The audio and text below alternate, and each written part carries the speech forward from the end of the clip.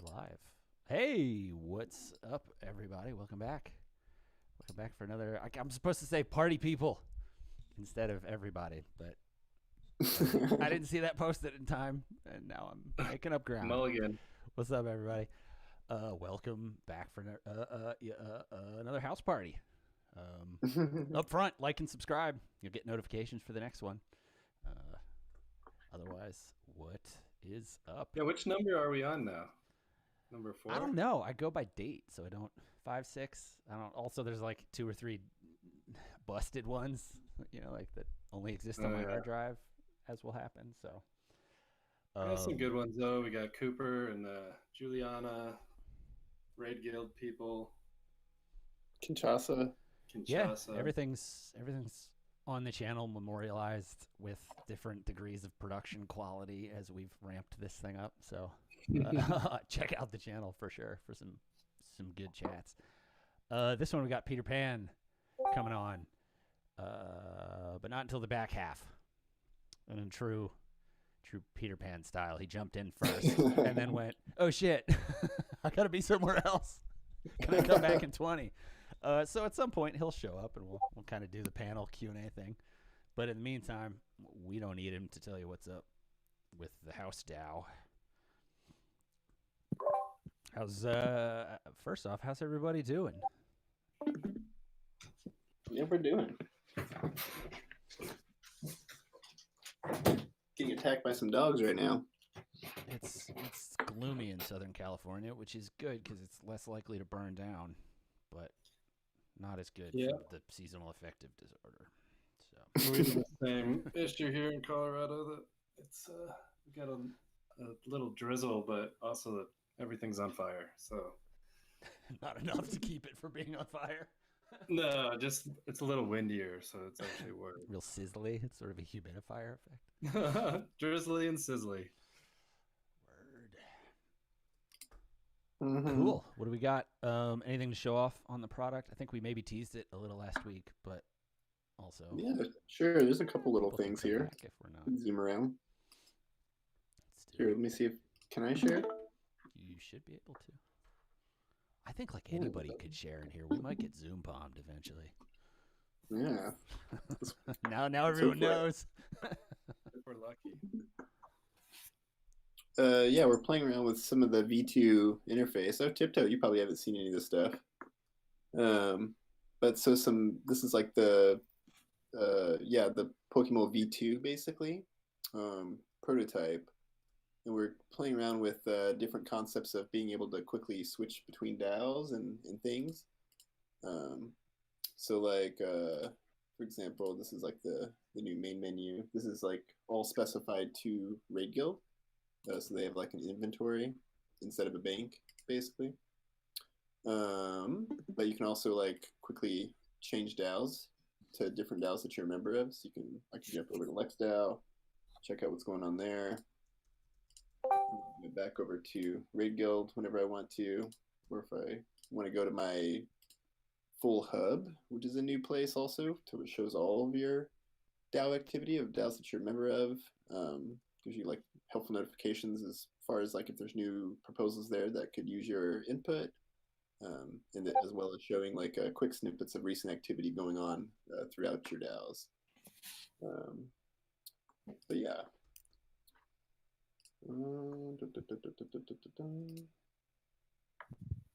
Yeah, just kind of zooming around at the top level here. And then there was like another one, I guess, that was this one. Different exploration of the same top level space where you could just like kind of more like Telegram style where you could just like swap DAOs like super quick. But we're kind of making an intentional design decision here to allow users to focus on the DAO that they're in more than quickly switching between DAOs. It's kind of a super user ability, but and then the menu would be over here in that case. But yeah, I think we're kind of leaning more towards this one. So you have to take an extra step to switch, but it allows you to have a nice focused attention for the DAO that you're in currently. For those who are only in one DAO, for example, would be much more performant and useful. But changing a DAO is always right there, and you can do the exact same kind of things. But How yeah, many lots of cool DAOs stuff. should We're starting, someone be starting in? code this week, so try and get it to users as quick as possible. I'm loving those themes. Those are cool looking. Yeah, you're going to be a lot more composable too, so a lot more stuff you can do with to customize your DAO's visualization for communities. And Peter missed the alpha once again. He'll have to That's what get happens. it at some point. That's what happens. Yeah, anything else from the updates from the product side or token side that can be mentioned? We're just wiring everything together now, getting ready on implementation, or really we've started now on so we're doing some coding, and we're getting like the bigger picture of how like this interface will interact with different communication interfaces, and how DAO to DAO interaction can work, how minion kind of things can work. So it's going to be a big full package redo. This is also just the part where, if we were working with a client, they would go, "What are you doing?" And be like, just typing for 2 months. Cut us some slack. It's not. We had a lot of questions up front, so you felt like you're going to talk to me every day, right? Right. Nope, not anymore. But the answer is building. Anything cool? Anything cool on the token front that we haven't hit in previous conversations? I would say broadly. Yeah, we have figuring it out. A cool governance model that we're experimenting with. Basically between DAOs. Can't really say too much on it because we're still working it out, but it'll be a cool way for DAOs to basically have governance over the greater ecosystem. So basically, if you are a DAO in our system, you're treated as like a first-class citizen, and the DAO will have say over the Uber DAO.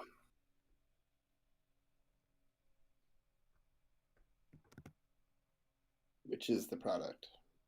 Yeah, which is Tiptoe, you should be able to talk. All of our users will own the product. Yeah, all the pieces, I guess. Just dog food. Dog food on dog food. Yep. Power distribution. So, otherwise on the Ranger front, nothing crazy. We've been working on tutorial stuff, docs stuff. And we are still looking for somebody for the community role. We talked about some last week.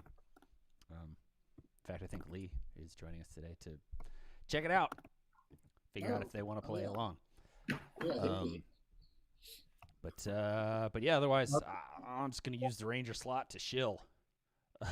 Sign up for our newsletter, also called House Party, and you'll get updates from the Ranger Squad about what we're up to every week. We got part 2 of Spencer's awesome post on Goodhart's Law and the Dark Forest. Yeah, I love that series. I really can't explain anymore without starting to too far down the rabbit hole. But Spencer did the podcast last week. That's another thing you should sign up for. We might have to do a house party where we just dive into Spencer's post sometime. For sure. Yeah. For sure. Yeah, do we have anybody lined up for next week?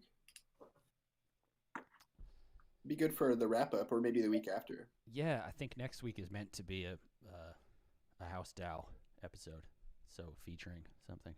I think I slated it to try to argue about Raid Guild not Raid Guild, argue about Rage Quit for an hour. Because topic chat. Because Tiptoe's on here now, we should get Tiptoe on sometime. Not to put you on the spot, but yeah, Tiptoe is came into Raid Guild kind of doing translations into Mandarin. I think it was Mandarin, and then now he's kind of like the face of DAOs in China and spreading DAOifying the world, right? So I'll hit you up. Maybe we can schedule a time, Tipta. Welcome, for sure. Otherwise, we have run out of formal things to talk about. So let's talk about Peter behind his back, I guess. We can. I posted a tweet. Where'd it go? That he put up this A morning. fanboy party and maybe talk some shit too. Yeah, for sure.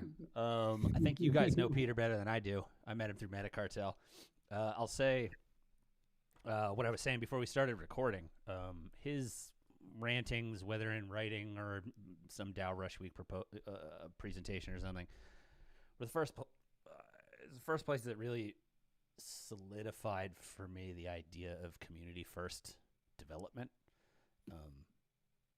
Which is funny because I've been working in community slots almost my whole career, and the idea of the way he put it in terms of leading the charge on what really matters fundamentally for any project, and particularly open source projects, was really the first time I went, oh, I get it. It's people. It's all people. It's all people. Yeah.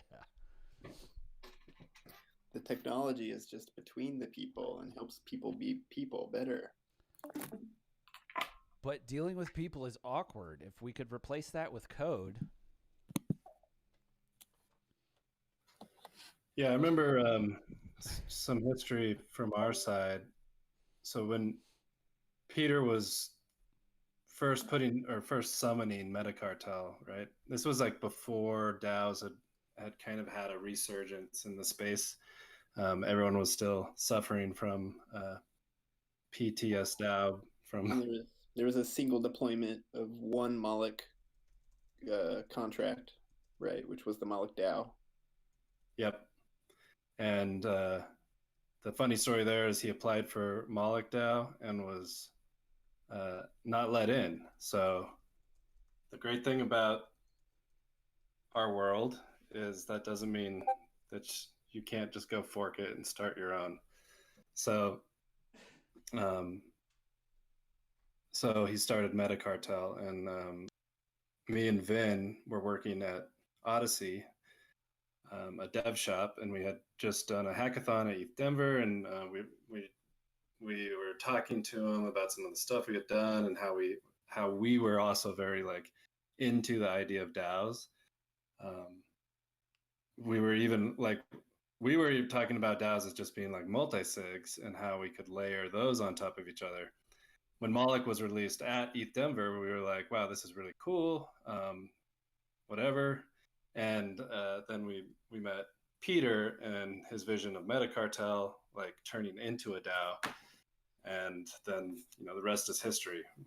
We launched it, and just the contract, we all like were interacting through Etherscan or whatever ways we had at the time. That this was, I guess, almost 2 years ago now. And that's crazy. Is it really that long? Yeah. Wow. Yeah. I mean, well, almost 2 years, I guess, right? Year and a half. Which is like 200 years in crypto time. Right, exactly. But yeah, that really is like a super awesome. I mean, that's kind of like how I first ran into Peter also. And yeah, like you said, it's so awesome. Like Moloch was a DAO, and it had this code, and he tried to get in and was the first reject of Moloch. So he's like, cool, well, I'll just fork the code, and then I'll have my own DAO. And that was like Peter and like, I don't know, like what, like maybe 10 of us or something. Some OGs from the previous Metacartel community itself, which started around like self-organizing around a working group on meta transactions into a full DAO with the forked Moloch code. It was the first fork of Moloch. It's super interesting to see like how that's came out. Like even, we were interacting with Etherscan at the time, and then we, worked with some other members of Meta Cartel collectively, Odyssey and Abridged, and like the Jameses from Abridged and things, in the community itself, to build to like our first drive to action there was to let's build the most forward thinking DAO interface that we can. Like, let's make this accessible on mobile. Let's put DAOs in the pockets of people so they can just like open it up and vote super easy. And like, so we built the first Pokemon interface for the Meta Cartel, and that's like where it all started. And then over time, just more and more people started forking those contracts and needing those front ends. And then today we have like DAOhaus and its ecosystem and multiple versions of Moloch, and so many brilliant communities of people working together, coordinating for their own purposes, but as well as coordinating together on greater purposes. It's just amazing to see. And there's something particularly glorious if you kind of follow the story from there. I didn't realize everything started with essentially a fork like that. Oh, you're not going to let me in? I'm going to start my own thing. Yeah, exactly. Because now it's so interwoven with Moloch in terms of, existing projects and even members of the projects, right? If you look at like Metacartel Ventures and sort of all the other offshoot projects, it feels like, Moloch has woven back in to the extent of like, oh yeah, well, and I wonder if they're ever like, we should just let him in. Yeah. Well, I think that Amin actually was like suggested that Peter go do this fork. It was a DAO, so Amin didn't, even though he was kind of the figurehead of Moloch DAO, he didn't have all the say. So when Peter was rejected, he was like, "Well, that's kind of lame. But what's cool is go fork, and we'll do it again." Yeah, exactly.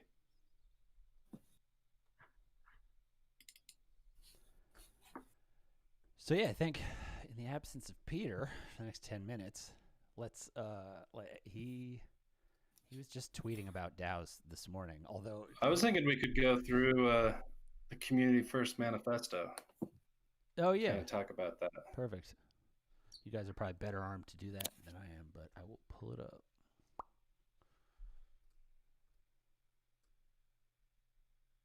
Yeah, it's interesting. I think there's an interesting interplay between, Peter's Community First Manifesto, or I think there's an interesting overlap, I guess, between the Moloch DAO contract code and the Community First Manifesto, which is like one very tech layer and one very social layer.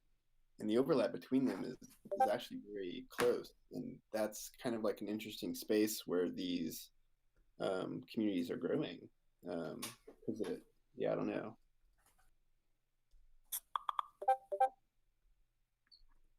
They share values, I guess, the social and the technical layer. They share values of this community first.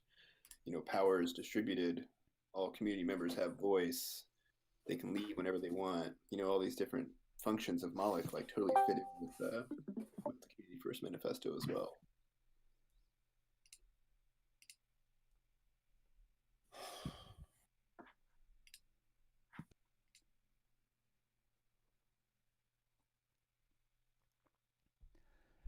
Yeah, it's an interesting.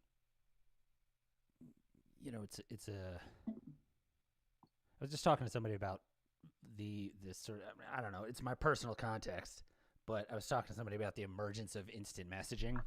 In a time when it didn't exist. I was at the perfect age to see that and go, "You mean I don't have to talk to girls with my mouth? This is great." It worked out pretty well for me. In terms of, I don't know, it was an interesting time because people would be like, "You asked her out on Instant Messenger?" I'm like, "Yeah, well, it worked, right?" Shoot your shot. Yeah, instant message versus emails. It's all having like to call somebody on the phone. Like their parents pick up. Right. You gotta explain your life story to them before you can get access to the. But But ultimately, it's just like there's always going to be that interface where the technology hits the people, right? And it's easy to say, hey, if we could have contracts do this, we wouldn't argue so much, like as much as we do, maybe. Right. It's like it's that same sort of awkward reduction mechanism, possible awkward human interaction reduction mechanism. But at some point, you just have to have the conversation, right? And that's where like manifestos and constitutions and in some sense this stuff I'm working on with LexDAO on an ongoing basis, laws and things. They're all at that part where some person is like, yeah, but I'm also mad, My internet just crapped out, so sorry. All good. I'm back. Yeah, I don't know if you guys were just talking about this, but yeah, the manifesto and with the DAO, it's usually a very flat organization, and things like a manifesto and the culture becomes the CEO, right? So you have to have, so everyone can kind of be autonomous and drive the bus when they need to. You have to have this overlying thing that keeps everyone in the same place, and they have to have the same vision, and so that's what these things can do.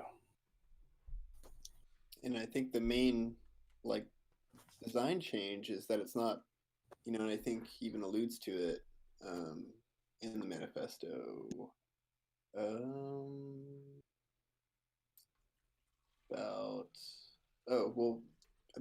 Here it is. Like, our future vision and direction are decentralized, iterative, and driven by its members, not premeditated. And I think that's crucial. Like the dynamics of community are always changing, and like a manifesto or code or all these things, they're always like a snapshot of truth, right? Of decisions that have been made by the community at a given time. And they should always be changing and always be iterating with the community. Whenever the community comes to consensus on something, those things should be marked down so that future community members like know that the community came to consensus on that. It doesn't mean that consensus is forever. I think that's like an interesting thing. Like when you look at, like, I'm sure Kurt could talk about it too on the law side. Like, law is like kind of looked at as truth in a lot of ways and never changeable or whatever. But like realistically, like communities and people are always changing all the time. And these rule sets or agreed upon decisions, I guess, should be modular and dynamic as modular and dynamic as possible. Yeah, but it's good to have it down, right? Because crucial. Yeah, I mean, the entirety of the legal system system in a community can start to diverge from the original idea, and maybe not what the less active members signed up for. So I think like the manifesto has to be like, or whatever you want to call it, is as the document that everyone goes to like understand the purpose. It can be changing, but it needs to be like everyone needs to agree on this stuff. You don't want just one group running away with it and changing things. Right, which is a forcing function for keeping it simple, which I like also. Like, you have to keep things pretty minimal and simple in order for consensus to be broad. You can't get too niche-y and specific with things because there always will be exceptions and exclusions and whatever based on the situations. But yeah, I mean, I feel like that's a strong forcing function to like keeping things simple, and which is on a community level, about like discovering and exploring what those common goals are at the like first principle level, and then from there, when you have the understanding and consensus, you can do a lot of things together. And another little history about this document itself is that probably less than a year even of Metacartel going, we threw a in-person kind of mini workshop in Denver. Everyone showed up in Denver. We the local co-working space there was super cool, gave us a big room to hang out and just workshopped for like 3 days, just thinking about like what it means to be a DAO. Now there's DAOs all over the place. There's token governance. There's all these things. But back then it still was like, and still is really like people are still figuring it out. But that was before everyone had to stay in their house for 6 months. We could actually go meet each other. And what did we call that? There was a name for that. Yeah, MCon. Oh, MCon, right? Which was like short for like multi-sig con or something, right? Like, yeah, yeah. That I was mean, super fun. broadly, like, this is in part like talking about it is the place where the government lives, law lives, that kind of stuff. I mean, we end up talking about governance with protocols and things like that, and it's inevitably overlapping. But the piece at the human layer is the, like, the law. The law is the rules, but it's also the rules for how to change the rules. Right. Yeah. Exactly. And if both aren't contained, then you kind of have different problems within your system when it comes to like, oh no, this happened. Now what do we do? Which is gonna happen. Yeah, and I think I brought this up last week, and the way this is different, I think, from like government we're used to, is this is like a global community, right? So it's totally a huge community around the globe, totally distributed, but at the same time, hyper local. We're small communities, and we can like meet with each other every single day, if we wanted, and sometimes do. But we can talk about these things, and we can talk about things that really affect us. And that's what's really cool about a DAO, and especially like these smaller kind of DAOs that are probably going to be less than 300 people or so. It still has that very hyper local feel where your decisions and the things that you guys are talking about are things that affect you directly. And so it's not as abstract as like some huge federal government that, does what they do for whatever reasons, but it doesn't feel like you're a part of it a lot of times. Where now we don't even need to have like this loyalty to our federal government, because we have these communities that span the globe. Right.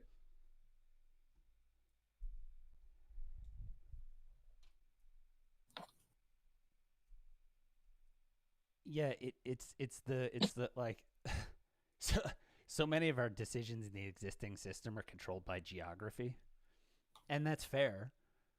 Like I don't I care about wildfires a lot more than people in other parts of the country, right? And on some level, the system needs to reflect that. I mean, there's a reason for federated governance, if you want to be technical about it. It maps to a digital landscape differently.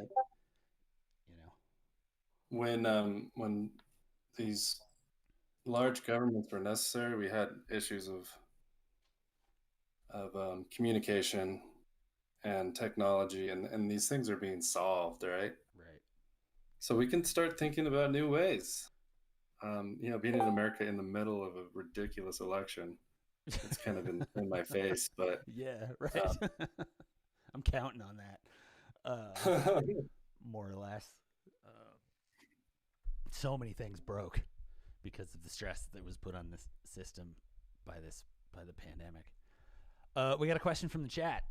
Has anybody here ever been in a DAO where too many members was clearly a problem? I know it's a thing we talk about, but I don't know that I've literally been in one where we had to go, oh, we have too many members. Maker DAO.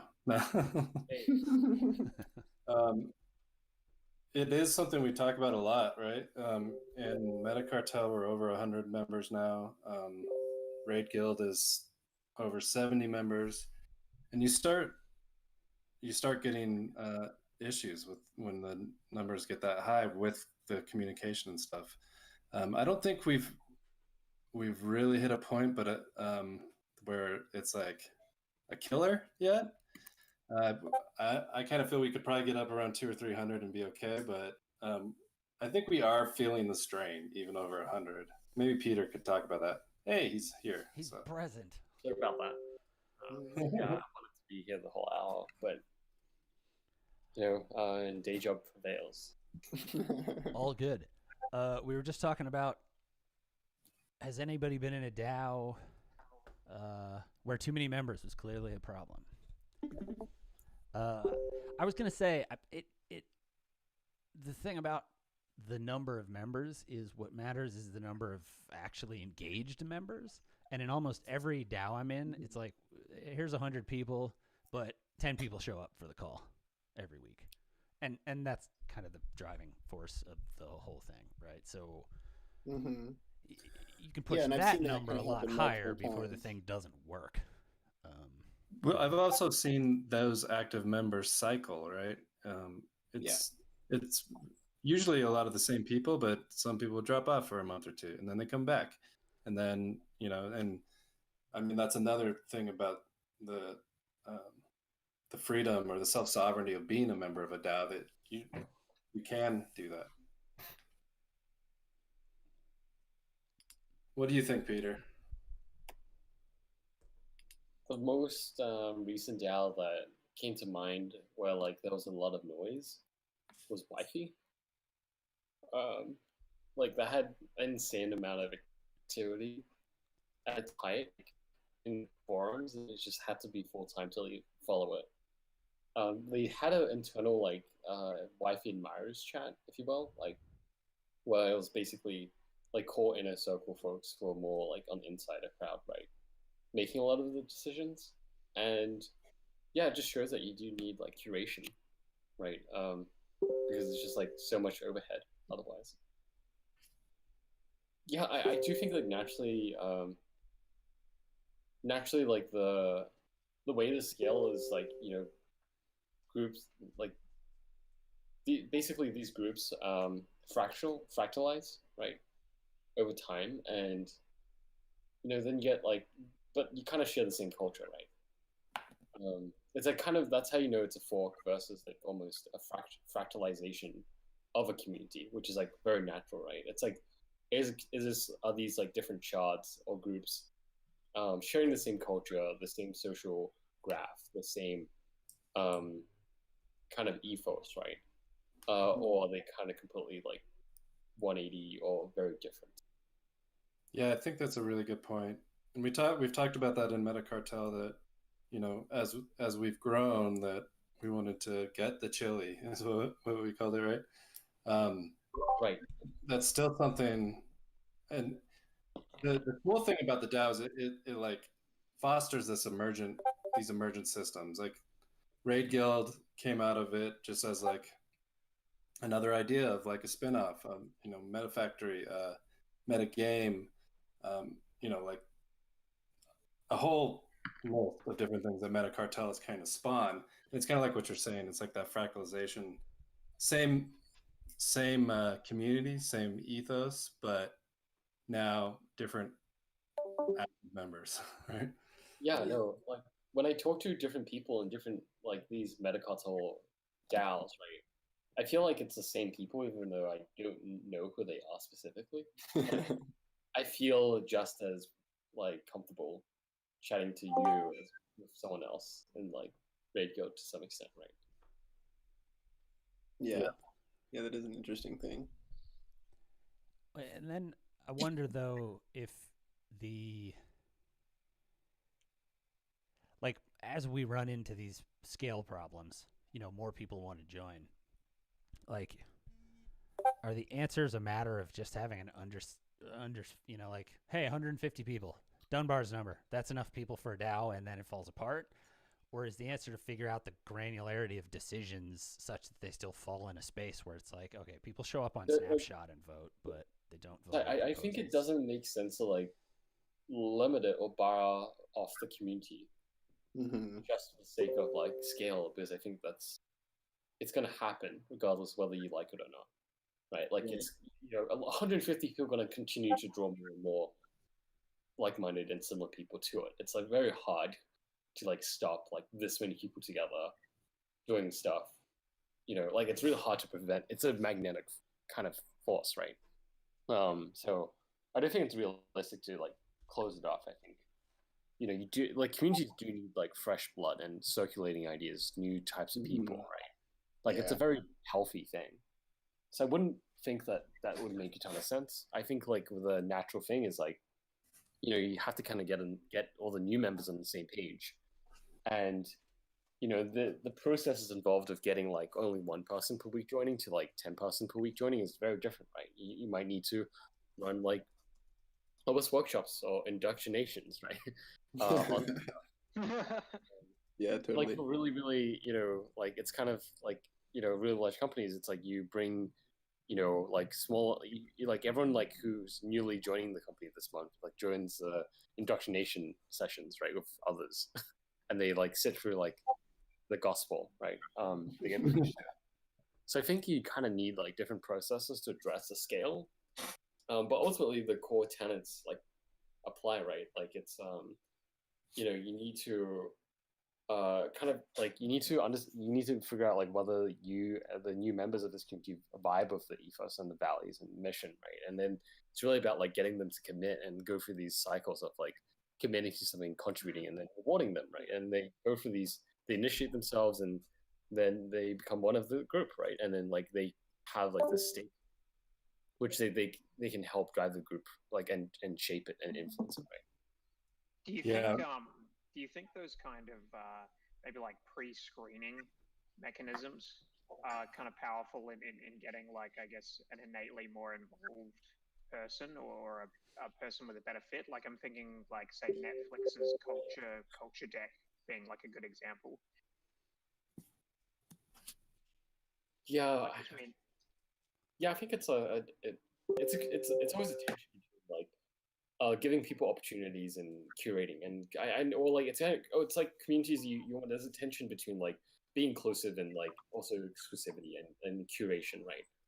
And like a part of like curating is just figuring out when to pitch someone an opportunity, right? And like a room, like kind of an opportunity like to go into and get involved, right? Like I think you want to like apply them as needed, as well as Yeah, I think with a new member, a lot of times it's hard to know what to do. But if you can give them an opportunity and then appreciate it, then it's like, okay, now they're like adding a ton of value. Like they just need that one little like bit of confidence where it's like, yeah, this is how it works, man. Yeah. Do it. It's almost like trying to stimulate a flow state of membership where you want to like kind of give them some sort of easy tasks to demonstrate or get more involved, but that are like progressively more challenging to kind of, I guess, build their commitment to the community. Yeah. Yeah. Is anyone part of like the Arvagachi sort of community or DAO? Like, because I know they did like successive missions to step up your involvement in it. Right. Yeah, that was a pretty gamified approach. Yeah. I totally think that's super viable for many communities. I mean, it depends on the purpose, like, and it depends.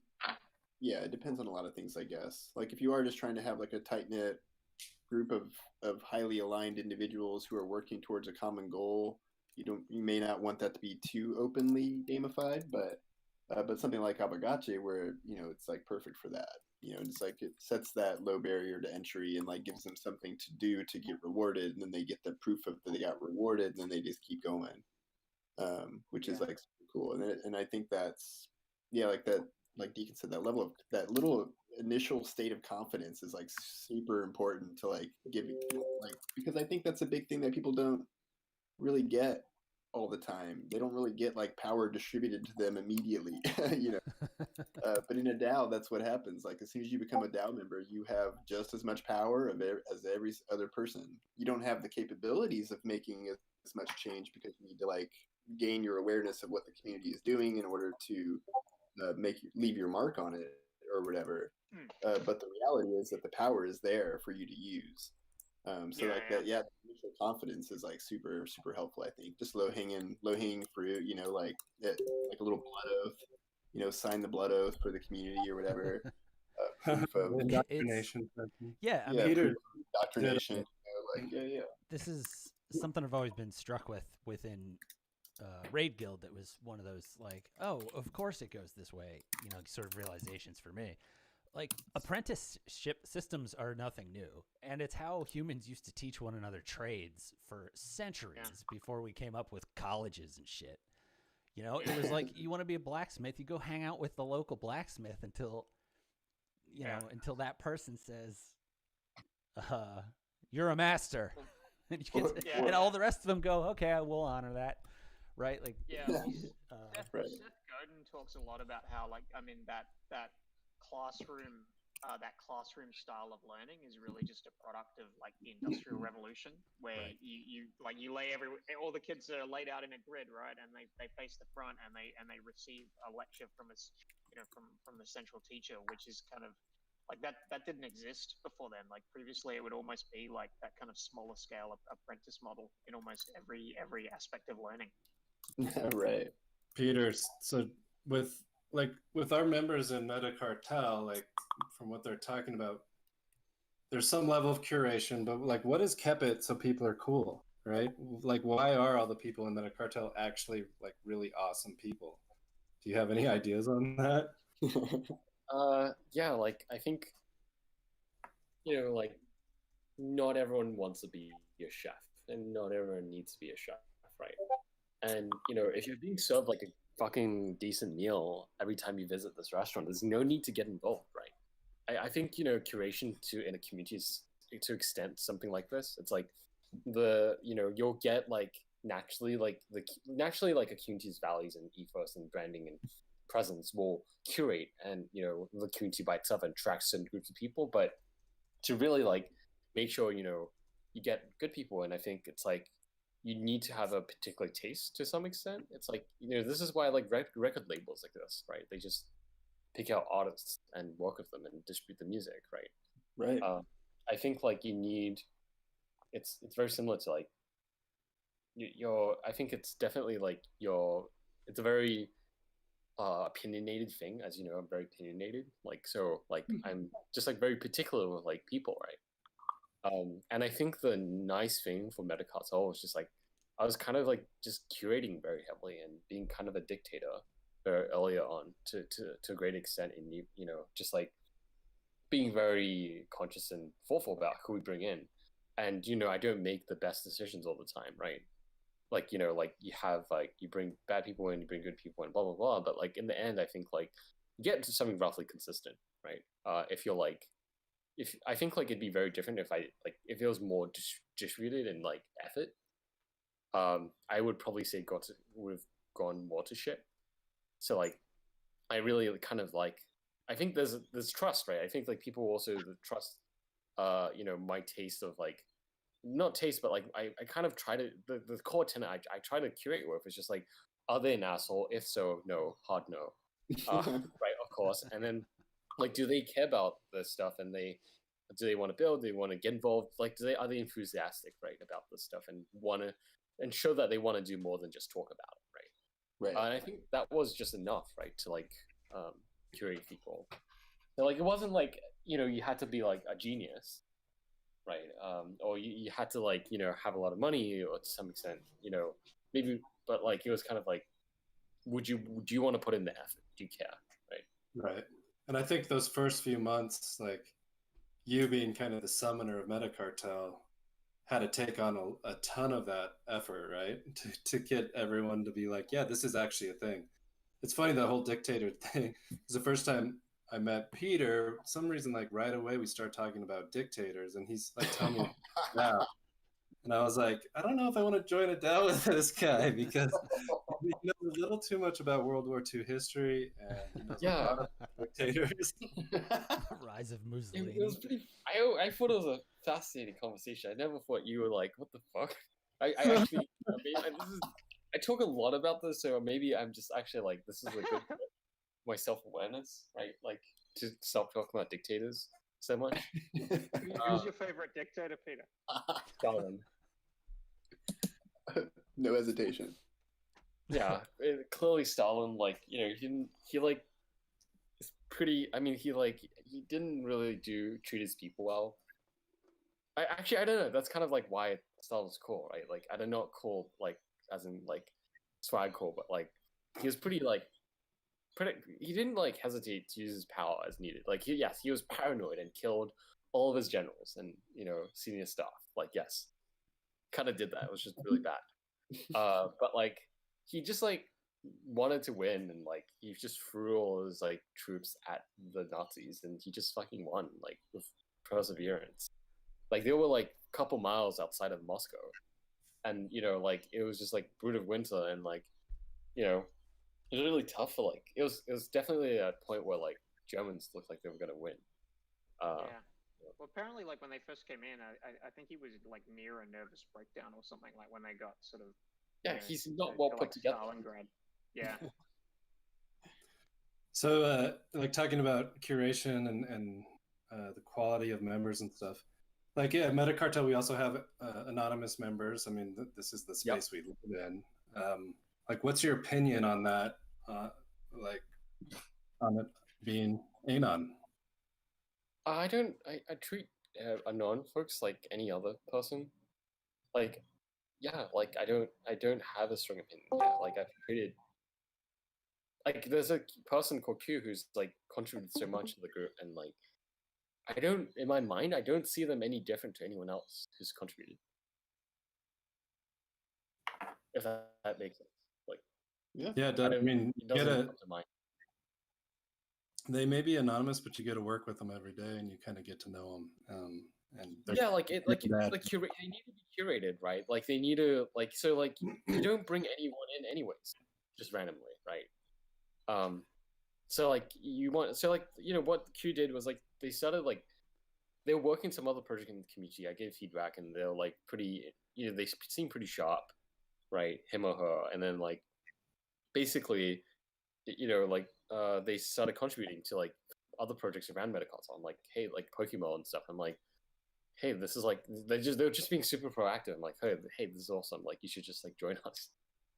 And you know, and it was, and then like, you know, nothing seemed odd about all our interactions. They were really positive, and it was kind of just like, hey, do you want to join? Like, you know, like started getting kind of like looping them in, and I think you can never be completely sure of like this person a psychopath, obviously, right?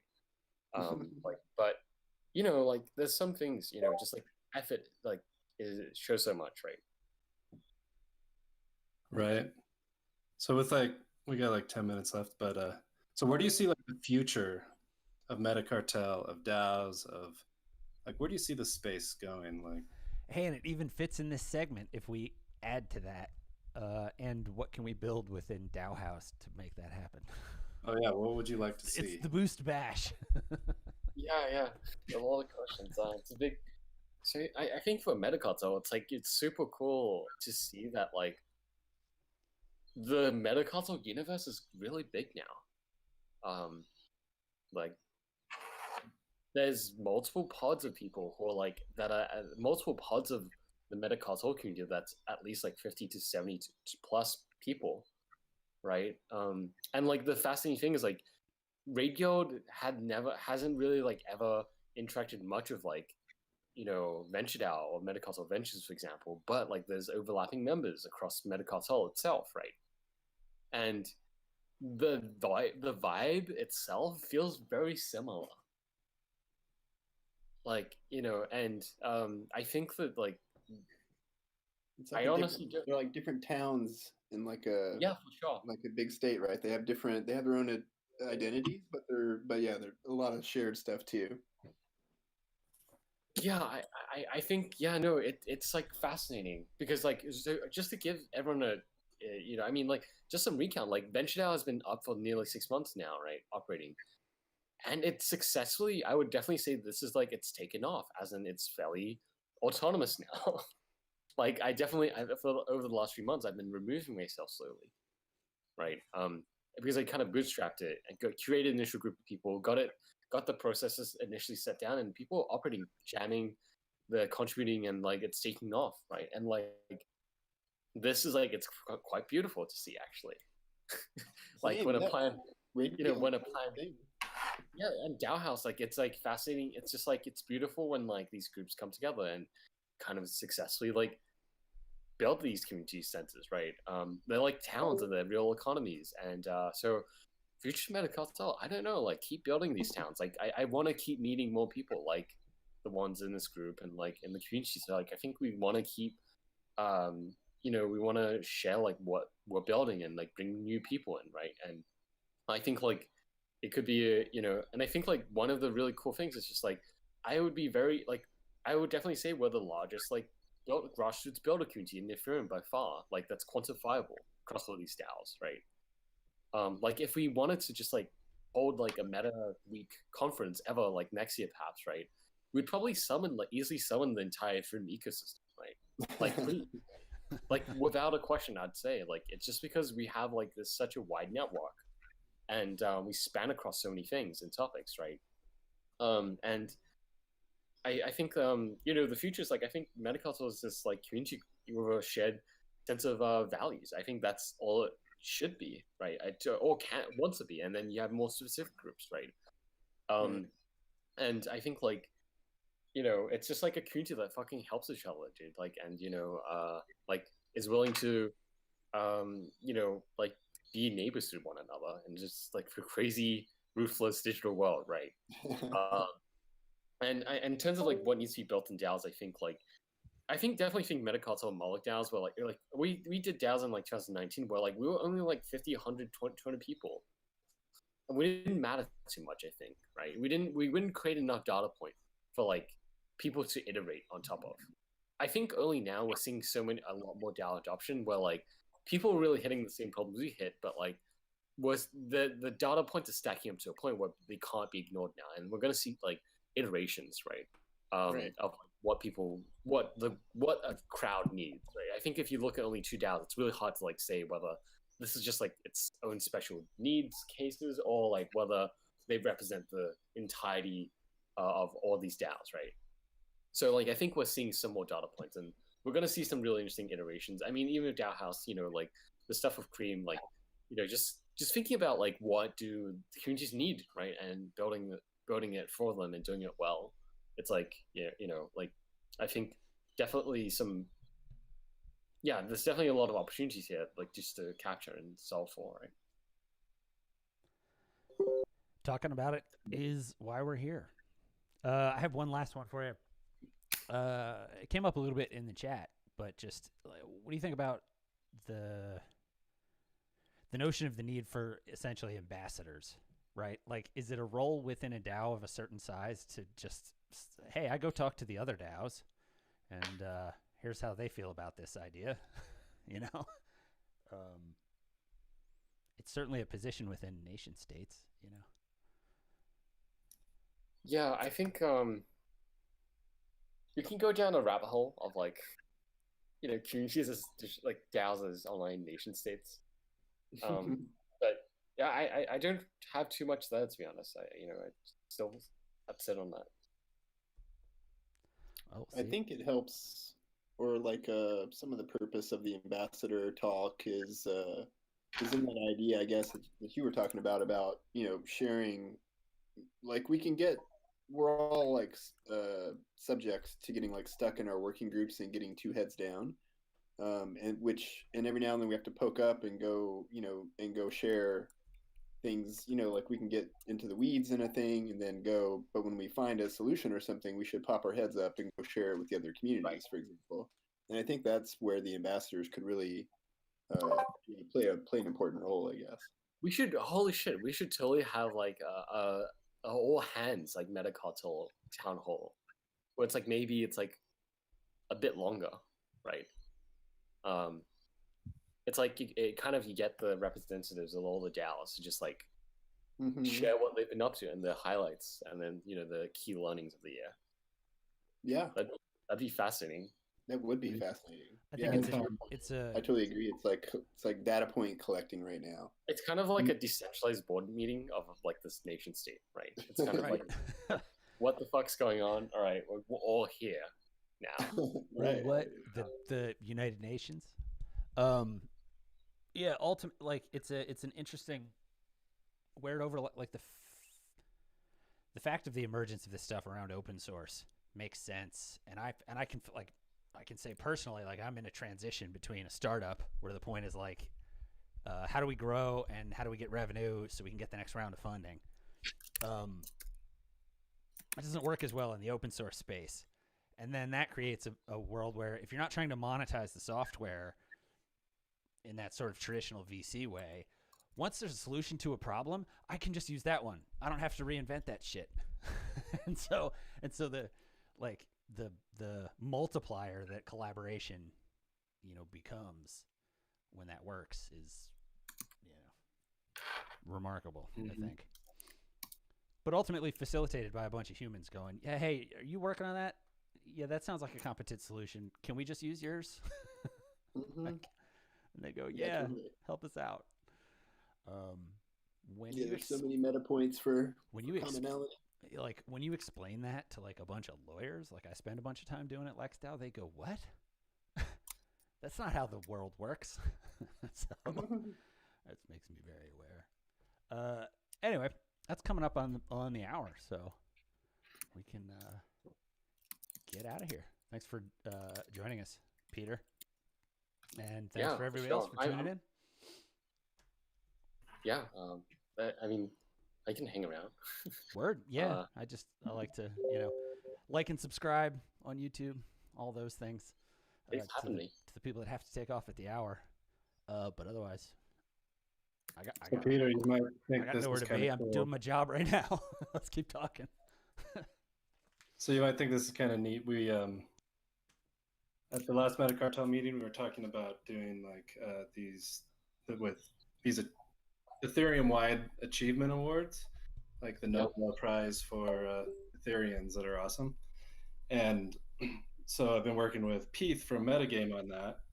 And so this morning we minted and airdropped like 3 million tokens to every Gitcoin contributor, every Gitcoin donator over the last 3 rounds.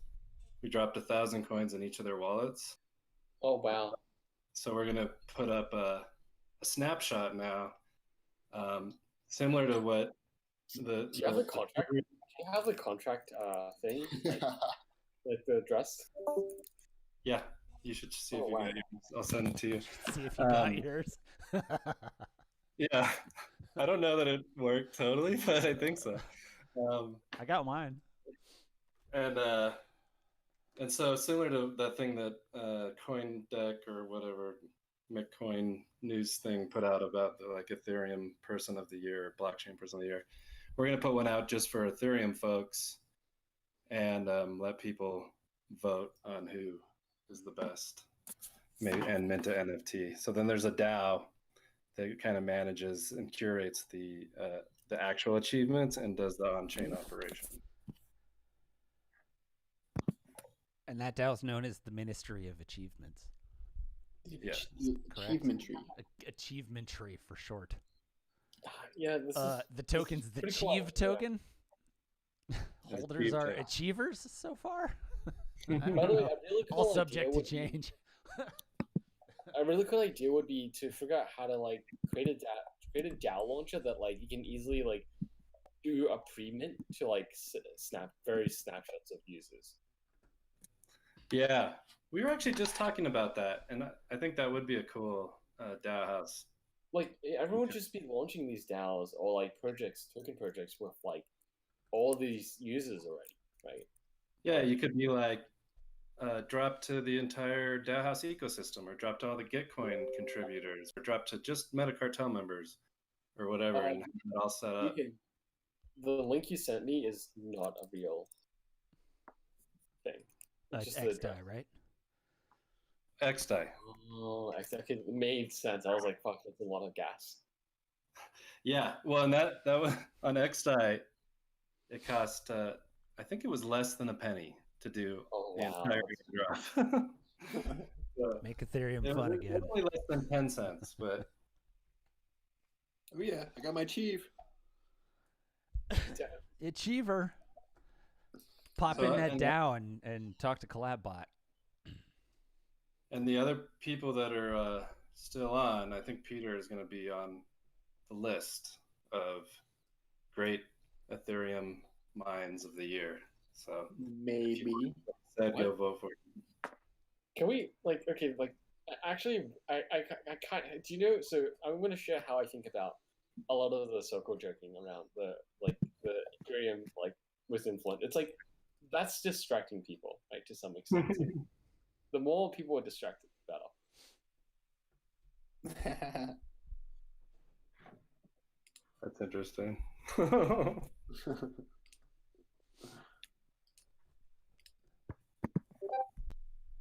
But I will not be a party pooper.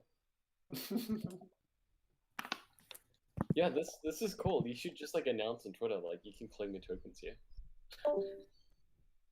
Just onboard everyone on Gitcoin to XDAI now. Yeah. Yeah, that would be sweet. Oh, there should be a campaign that's get Gitcoin on XDAI. Get Gitcoin. That's some good. Dude, I'm at automation. 100 fucking Discord. I've been calling. I literally have to kick exit Do you Discords use folders? that I'm friends with. I just discovered I just discovered they have folders in there. Oh my god, you didn't know there were folders? No, I didn't know there were folders, which is a good forcing function for the number of things I can track without going crazy anyway. So I pruned. Okay, I'm literally exiting Discords now that I'm friends with, people I should It's Well, you can always come back to DAOhaus, Peter. All right. We won't take it personally. No, I'm not gonna leave DAOhaus. What we'll need for these achievements is some sweet NFTs, though. So maybe we should do a contest to make some good NFTs. Oh, the other thing we did is we took a clone of the Kudos contract, and there's a cool feature in the Kudos contract which I don't know if Gitcoin uses it or not, but it has a splitter kind of payout function. So the owner of so the Kudos are more used like a one-up, like a recognition thing to give to a friend. But you can do the splitter where the artist gets paid 50% and then the DAO gets paid 50%. So if each one of them costs 5 XDAI or whatever, then you could split the money, which is pretty cool. So we need to get some artists going on that. Yeah, we can hit up Andy from Known Origin. He can hook us up. Oh yeah, for sure. I'm still waiting. He said he was going to do a little microsite XDAI, but I'm waiting for.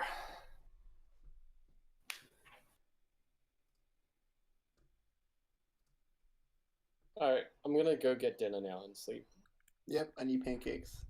Thanks, All right, Peter. thanks so much for coming. Yeah, thanks for hanging out. Sorry for being absent for half of it. I'd love to be on anytime. It's a house party. People come and go. Agreed. Nice. All right. See you all. Thanks, guys. Yeah.